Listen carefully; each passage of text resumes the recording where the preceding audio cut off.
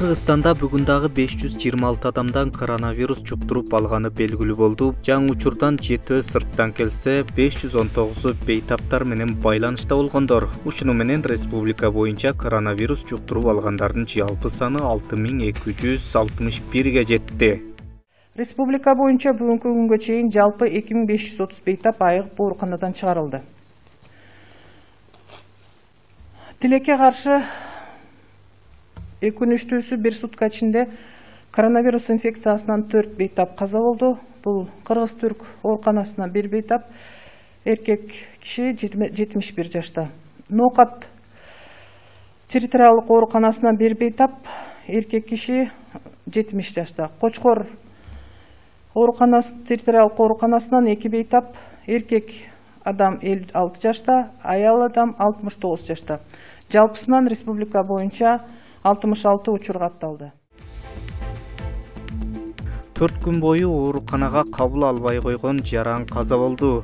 Маркумдун бир тууганы Баймурат Эрназаров ак халатчандардын кайдыгерлиги тууралуу Кактуска айтып берген. Инимдин дене табы көтөрүлүп 22 июндан тарта ар кайсы ооруканага ташыдым. Коронавируска анализ таза эле.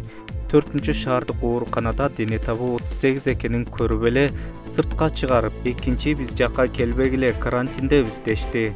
Мындан кийин улуттук госпиталга барышат. Дарыгерлер карабай туруп эле кабыл албай коюшкан.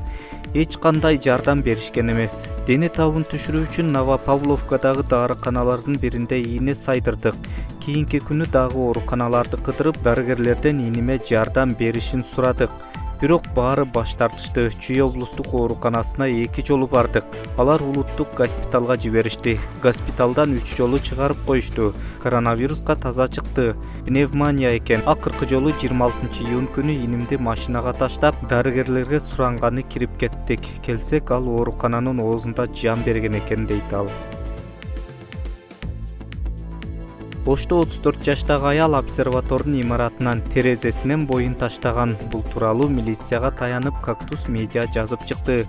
Маалыматка караганда, кечээ 1-июлда болжол менен 23:40 чамасында учурда обсерватор катары колдонулуп жаткан Ош шаардык ооруканасынын мурдагы имаратынын 3-кабатынан 34 жаштагы аял секирип кеткен. Ал алган жаракатынан жеринде каза тапкан. Учурда тартип сакчылары менен Саламаттыкты сактоо министринин кызматкерлери окуянын чоо жайын териштирүүдө, деп жазылат маалыматта. Премьер-министр Кубатбек Боронов сырттан келген акчалай жардамдар тууралуу эл арасында айтылып жаткан дооматтарды ушак деп сыпаттады. 2-июлда онлайн брифингде маалымат берип жатып, ал коронавирус эпидемиясына байланыштуу сырттан өнөктөш уюмдардан жана чет өлкөлөрдөн жалпысынан $645 миллион суммасында каражаттарды макулдашылганын. Боронов билдиргендей, бул акчанын 627 миллиону финансылык жардам катары, ал эми 17 миллиону гуманитардык жардам иретинде бөлүшүлүүдө. Өкмөт башчы бүгүнкү күнгө карата сырттан суралган акчанын 291 миллиону келип түшкөнүн жана каражатты өкмөт жеп ичип алды деген сөздөр негизсиз экенин айтты. Мурдагы өкмөт башчы Темир Сариев өкмөттү чабал иштеп жатат деп сындады. Ал ууру февраль айында коңгуроо каккан. 3 ай аралыгында медициналык кызмат көрсөтүүнү жолго салып койсо болмок деди. Ошондой эле премьер-министр Кубатбек Бороновго казына как жарып турганда резервде турган акча каражаттарын пайдаланып туруу керек деген сунушун берди. Саясатчынын пикиринде, штабтын ишмердүүлүгүндө да бир топ кемчиликтер бар. Сынаганга баарыбыз машпыз. Ооба. Бирок азыр баарыбыз жардам берип, өкмөткө жардам беришибиз керек. Бирок өкмөт өзү дагы, бийлик өзү дагы, президент өзү да чечкенде болуш керек. Эмне үчүн бүгүн республикалык штабты биринчи вице-премьерине берип коюшту? Жаңы келген. Ишти түшүнөлүк. Эмне үчүн премьер-министр өзү болбойт? Башка мамлекеттерде президенттер өздөрү болуп атышат. Күн сайын жыйын өткөзүп атышат. Чечкиндүүлүк, жоопкерчилик жетишсиз. Мен мына ушуну айтайын дедим. Бизде ички резерв бар, ушул 1,8 миллиард сом, бул бир 20 миллион доллар болот экен. 290 миллион долларды алып, эмне үчүн ушу 20 миллион долларды берген жокпуз биз? Мен ушуну айткым келет. Эмне үчүн ушу биз медиктерге берип, мына ИВЛ аппараттарын баарын алып келип, жабдууларды кылып коет элек да. 3 айдын ичинде бир 100 койканы кылып койсо болмок да, реанимация кылып. Ошондой эле экс-премьер-министр элдик медиктер ыктыярдуу тобуна 100 000 сом тапшырды. Белгилей кетсек, журналист Тынчтык Алтымышев баштаган топ атайын ыктыярчылардан турган элдик медиктер тобун түзүп, калктын саламаттыгын сактоо жаатында алгылыктуу демилгелерди баштады. Өзүм атыман, юбилейм атыман 100 000 сом жардам берели дедик, бирок ушул даректүү кетсе деп айтып атам. Даректүү кетип, чын эле ушул бүгүн муктаж болуп турган адамдар жардам алса, ошол жана волонтер медсестралар, аларга да рахмат, ошол коркпой келип, ошол жардам берели деп атат да. Көп түкүрсө көл болот дейт, көп чогулсак биз жеңип кетебиз мунучу. Азыр бизге ошо биримдик гана керек. Биримдик керек жана бузук адамдардын баарын тең оозторун тыйыш керек, бузукку сүйлөбөш керек азыр.